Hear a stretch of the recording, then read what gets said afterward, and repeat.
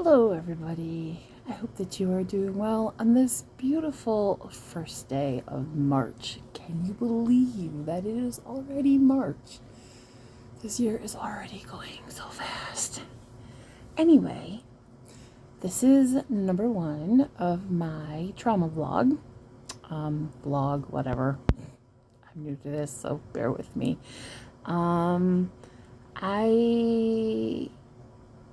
want to invite those of you that are interested to come along with me as I share some of my story and talk about trauma, abuse, and all of the things that entail trauma and the aftermath of abuse, and how you find your power and your strength, and you just learn to deal with all of the chaos that you've come through. And if you're still going through it, you are not alone. You are loved and you are cared for. And I am a DM away. Just reach out to me if you need somebody to talk to. And if you have gotten through it and you're on the other side and you're in your healing journey, or you've already, you've already gotten out to the point that you are getting by, you are a warrior. All of you are warriors, even those of you that are still stuck in whatever is going on. Know that it is not your fault. You are not the reason that you are being abused, no matter what is being said to you, no matter what is being shown to you. People choose to abuse you. So if you're being abused, it's because somebody's choosing to abuse you, not because you're choosing to allow it to happen. So I don't know what people are telling you, but just know that you are not to blame. There is hope, there is help, there is a way out. You just have to stay strong and keep fighting, and you will find your out. And on the other side of this abuse is a beautiful world to live for. I mean, it really is. Again, I'm really just a DM away. Just if you need help, if you need advice, if you want someone to talk to, go ahead and send me a message, and I will do my very best to help you with resources, or to talk to you, or whatever it is that you are needing. So a little bit about me. I am I don't want to say my age, but I am 45 years old and I live in Michigan. I was born here in Michigan. I wasn't raised in Michigan until I was around 4. Then we moved back to Michigan, but I guess, I was raised in Michigan. Sorry, I'm nervous. Anyway, my childhood was traumatic, to say the least.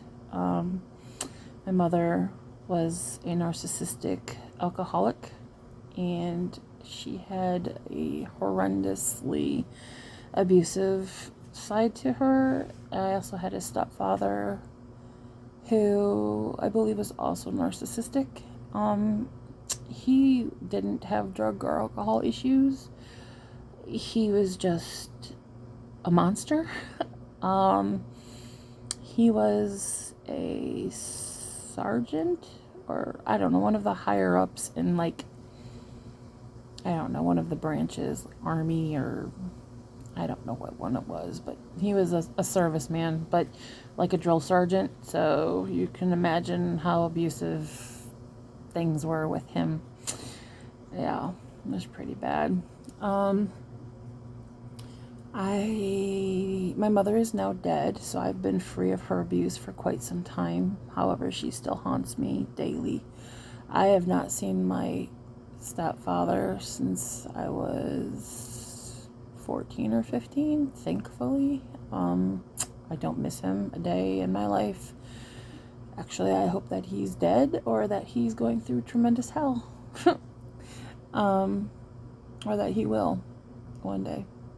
Anyway, I know it's not very nice of me, but if you only knew. I do have contact with my father and my stepmother. They are wonderful, great people, very loving. I also have a wonderful brother. He has his own issues from our childhood. He sees things differently. He perceives things differently because he wasn't around my mother and stepfather as often as I was. He was always outside or with his friends, or he didn't get the abuse as bad as I did. So when we talk about our childhoods, we both have totally different viewpoints on a lot of things, and it is what it is, you know. He's gonna believe what he believes, and I'm gonna believe what I believe because I experienced what I experienced and he experienced what he experienced. But anyway, my father is a really great man, as my stepmother is a really great woman. They're both very loving, very caring, but also distant. I think it has a lot to do with me. We'll get into that later. Yeah, it's a complicated situation, but anyway, I'm just trying to keep this within a time frame of about relevance. Anyway, I was sexually molested at the age of 2. And then I would then later be I would be molested and then violently raped at 10. And then again at 16, my boyfriend at the time raped me.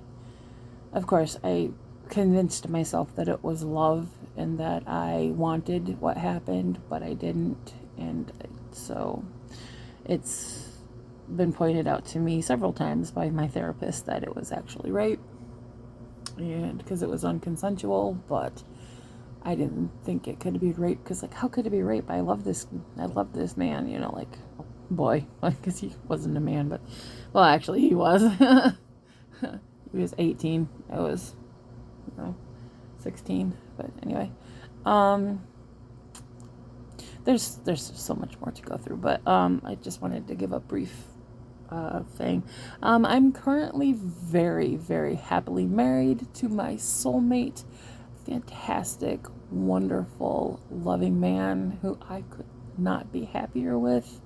Unfortunately, we do not have any living children. All of my pregnancies ended in miscarriage. We desperately wanted to have children, but it just wasn't something that was in our cards, I guess. And we did attempt to adopt, and we did get approved, but my husband became disabled, and well, that's a long story, but basically our would-have-been child was taken, or it's a long story, but we did go down the adoption road. We went down the foster road. We tried to look into surrogacy. We did infertility treatments, everything, but you know, it just failed. So anyway, if you would like to hear more, I have so much more to talk about. So give me a thumbs up or comment, or not thumbs up, give me a heart, or whatever, like it, talk, comment, whatever, and I will share more with you, because you have to excuse this. I'm really nervous because I don't know how to do this, so I'm sure I'll get better as time goes on. But just let me know if you're interested, and I will continue to talk,